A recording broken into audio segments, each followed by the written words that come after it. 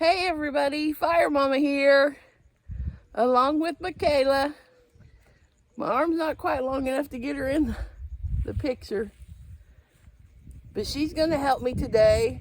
We're going to cut some kale and some collards, and we're going to can them up so we've got them for winter. My kale has went crazy. I actually have done several cuttings on it to eat, to having salads and stuff. And my collards are down there at the other end. It's kind of hard to see them. And then I have some out front in the main garden too. So we're gonna get them trimmed up today and can some up, and I'll show you how I do those. Do I get this too? Yep. I am very thankful my littles, especially Mickey, likes to be out with Granny in the garden and any kind of thing I'm working on. She likes to be right in the middle with me. She's my big helper, and she's learning as she goes. Her sister's kind of being lazy today because she's tired. Good job, Nick. Thank you. I have lost my help to the swimming pool. Oh, you got his faces. Well, I have all of the kale cut and ended up with quite a bunch. So I didn't go ahead and cut the collards just yet because I want to get this stripped and ready first. But since it is bigger, since I have more than what my kitchen sink is bigger, I'm just taking a little bit at a time. And I'm leaving the rest of it to soak back here in my big sink. I'm just bringing handfuls of it over to this sink. So then I will take it, see if I can do this one-handed, and just strip it off the stalk. Because this thick stalk, it won't cook up. Now these little veins that are in here, they'll cook up. So those you can just leave. And I used to, when I first did this, I took the time and was real neat about cutting these, you know, all off, all nice and pretty.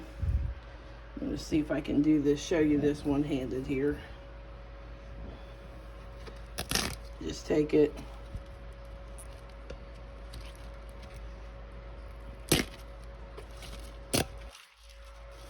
And I just rip it like that. And then I put it over here in another clean sink in cold water. And please, any greens, take the time and inspect your leaves real good. You know, make sure there's nothing on them, because when you can these up, you don't want to find any of these little things when you open it up later. And let me show you. This is why I say take the time to inspect them. See all them little worms? I don't want to find them in my jar of greens when I open it up to eat this winter. So it doesn't take very long to inspect the bottoms of them. And then if you have chickens, when you take those out to your chickens will love you for them. So I'm going to get back to stripping the leaves off and getting them all ready, and then I'll be back to you. So I am back. I know you can't see my face. Here I am. I was trying to get the camera at an angle so I could show you my big pile I still have of kale, even after taking it off the stalks, and some I had to give to the chickens because it had too many worms on it. But I wanted to get a good angle so I could show you the next step. And I'm just gonna put my pan right here. But Before I go on, I want to say if you want to start canning, I would suggest getting you a good book to go by, a good guide, and the one that I use is the Ball canning book. Of course, I also have lots of stuff stuck up here in my memory because my mom canned for years and years. That's how she fed 5 kids, raised her own food, and her and my dad always had huge gardens. So, but for the most part, if I can't, if they, my parents can't answer the question, I turn to my Ball Blue book. And I think the one I've had, well, since I've been married, so almost 30 years. I'm sure there's a lot of updates. But anyway, so once you get these all off the stalks, you just, let me see, I don't know if I can, you just want to kind of cut them into pieces. Let me get back over here. You just kind of, that's just how I do mine. You just kind of cut them in eaten sized pieces. I'll get those in a minute. I just want you to see, just like that. Okay. Don't get them too fine because they're gonna get soft when you go to can them. Now the Ball Blue book says that you should warm your greens till they wilt. So the first time I ever did them, I did that, and then you pressure can them. Well, they came out tasting like a rubber band and just nasty. So the next time I did it, I skipped that step. I just cut them in my pieces, and I add salt and usually a nice big clove of garlic to them. And then I put my hot water over them and then can them for the time. And that time I did that without heating them first, they came out delicious. So a lot better than trying to chew on a rubber band. But if you've never done greens before and you want to try it, you do it the way you feel comfortable with doing it. If you want to try it, doing it their way, you might like it. I mean, it's just a preference. It's your own taste, not mine. So I'm going to move on to cutting these all up in pieces. And when I get that done, I will be back to show you my next step.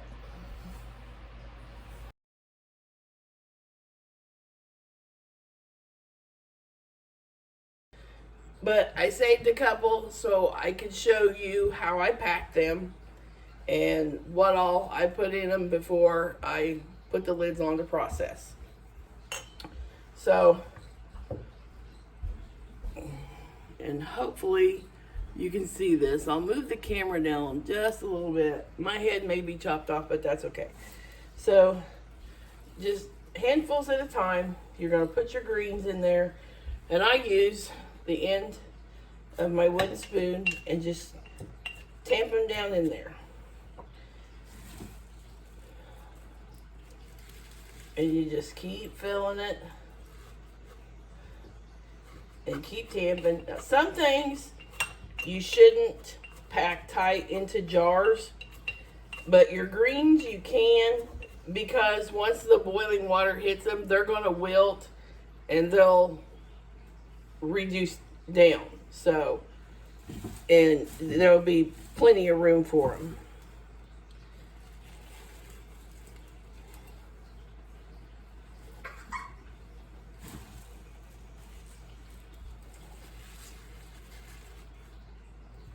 Because if you pack them in there loosely, and I did it the way I, packing them in there loosely, yeah, when I got done and they were done cooking, I had just a tiniest bit of greens to open. So, and for your greens, you want to leave about a 1-inch head space.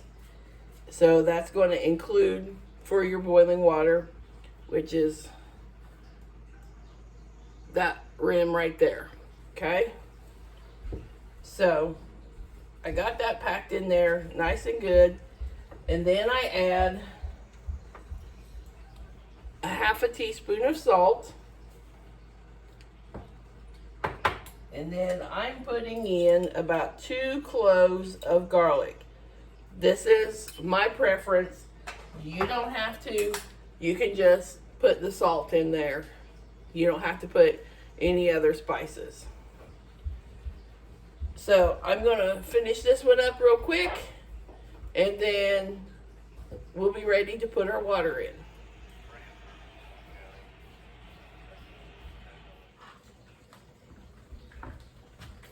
So I have shifted everything closer to the stove now.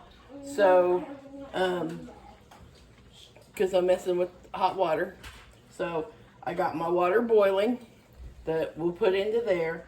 But for right now, I'm going to go ahead and turn it off because it's hot enough. I've got my canner over here with my water in the bottom, just about about a quart of water in the bottom. And then I have preheated that a little bit.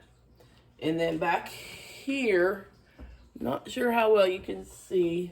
Let me get one of my little pointer sticks. Maybe that'll, right back here, I have a pan of water that I've warmed, and I'm going to go ahead and turn that water off. And I am going to put my lids in there. Now, do not boil your lids, but just get the water hot, turn the water off, and then you just put them in there.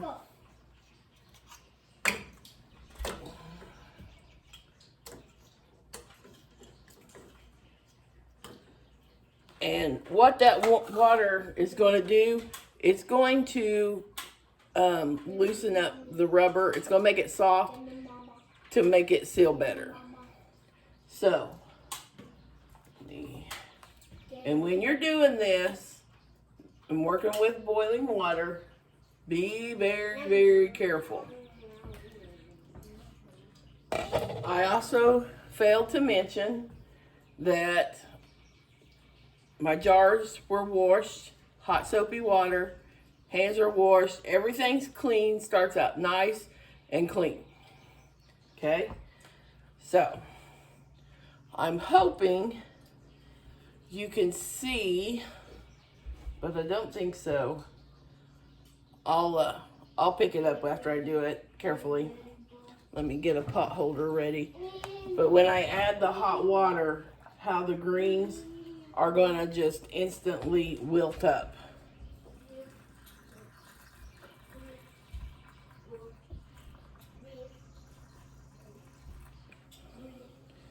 So,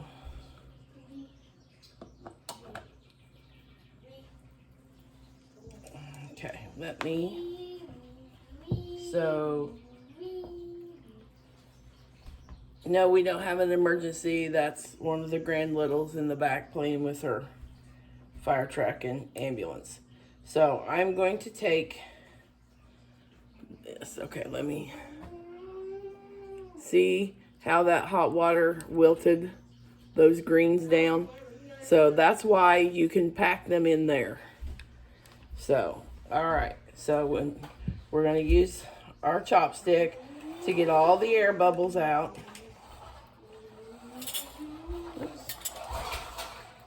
And then we're just going to add the water and give it about an inch headspace.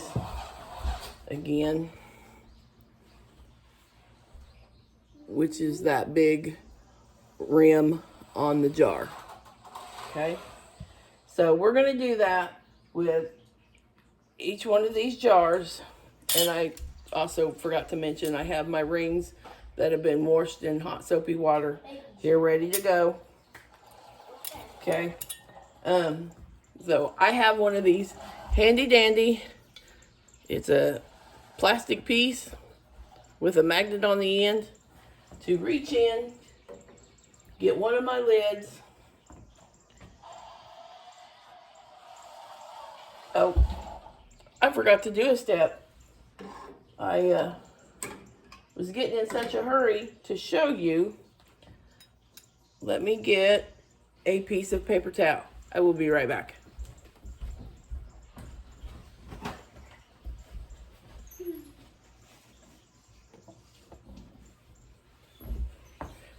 Voila. A piece of paper towel, water on it, and you're going to wipe your rims, the edges of your jar. Now, if I was working with something that had grease on it or would be greasy like broth, if I would have a towel with a bowl of vinegar, because that vinegar takes off the grease better. So I put that lid back in that pot, so we'll get a different one. So I've wiped my rim. I do apologize for having to stop and get that. Normally I'm pretty ready to go. Put your lid on. Put your ring on and be careful because this is hot. That's why I always have a pot holder handy or a towel, and adjust that. And you just want that ring hand tight. Okay? So then it is ready to go in the canner. Now, I will wait and put all these, I'm going to get all these lids and rings on at the same time, excuse me, and then I'll put them in the canner. So I'm going to get that done and then show you what it looks like in the canner. I did want to point out, in case I failed to mention, that once you get your air bubbles, I was trying to find one, air bubbles out, and get your stuff packed back down, you may have to add water. I apologize again if I failed to mention that.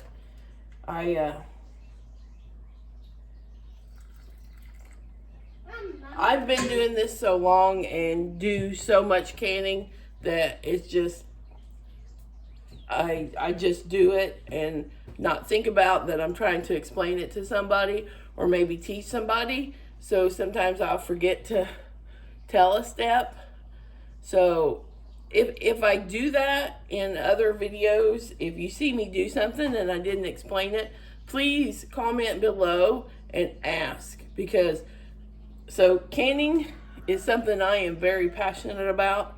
I love to can. I can everything. When I was little, my mom, she had 5 kids, and my parents had big gardens, and we raised our animals the same as we do here. And so everything we ate is what she canned up from there. And, you know, the animals that we butchered or my dad and my brothers would hunt, you know, so it just comes second nature. So again, if you see me do something and I don't explain it in this video or future ones, just call me out on it. I'll explain it to you. Okay, I have all my jars in the canner and my water. So I'm going to put the lid on this and I'm going to turn it on high heat, and once it starts steaming, then I'm going to put my weight on it. Now, everybody's time and weights, let me show you that, are going to be different. It's going to depend on where you live and your altitude. So where I'm at, we do 10 pounds of pressure, and these are going to go at that 10 pounds of pressure for an hour and 10 minutes. So I'm going to get the lid on and get these started. As you can see, I still got quite a lot to go. So I'm probably going to get another probably 3 canners. Well, another 2 canners full, but a total of 3 canners. So I will show you that when it gets all done. Okay, so I want to show you this. So you got your vent at the top, and once it starts steaming and steaming good, you want to make sure it steams for a couple minutes so you know it's that your little valve here is open. Carefully put your weight on. Now, my type of canner, see, it has that, and it instantly popped up because it was ready. Now, it's going to sit there and build pressure, and the weight, it will start jiggling. And I will show you that when it's there. Now, the canner's got its pressure up, and it's starting to jiggle and shake and dance. And so, we don't want it to really jiggle that vigorously, because there's just no need to. So we're gonna go down here, and I am going to turn my flame down a little bit. Now, because I've done this before, I know about where it sets on my knob, So that's going to start settling down.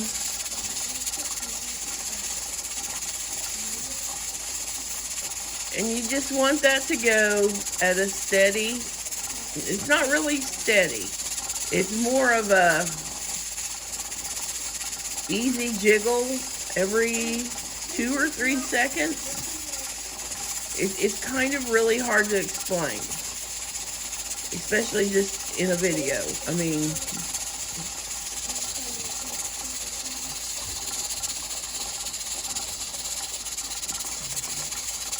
and you can hear the water in there boiling really hard. Well, I'm just gonna turn. There you go. And once you start canning, if you've never canned before, which I really can't stress enough how important learning to preserve your food is. You will learn the sound of just a moderate, nice jiggle. Okay, so I wanted to show you this. So my knob has dropped, which means the pressure is off of it. So I'm going to go ahead and carefully just take this off. And then I'm going to let that finish steaming out while I set the camera up, because I want you to see what they look like coming straight out of the canner. Okay, so I've let that vent out for about a minute. So, pot holders, carefully take your lid off. Remember, there's still going to be hot steam coming out. Okay, and then just set this over out of the way.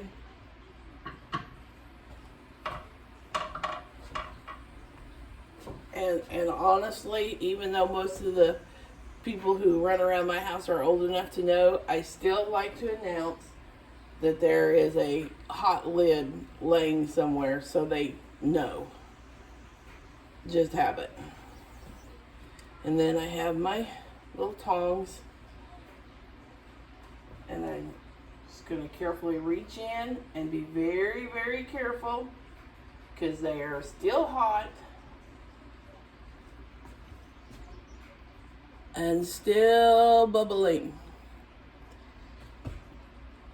And set them down on your counter. And as you can see, I don't always just set them straight down on just a bare counter. I always have a towel between them, because that is a good way to crack your jars. Yes, I have done it.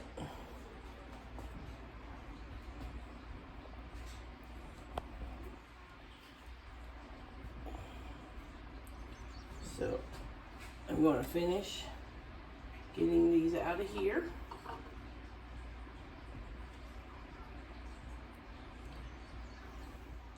So you want to space them apart so air can go between them. So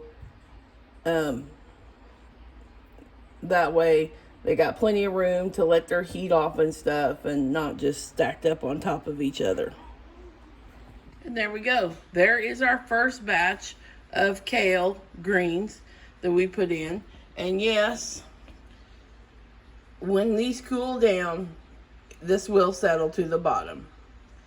So now all you do is wait around and you should start hearing them seal with a pop. I'll wait here just a minute. Maybe we can catch one.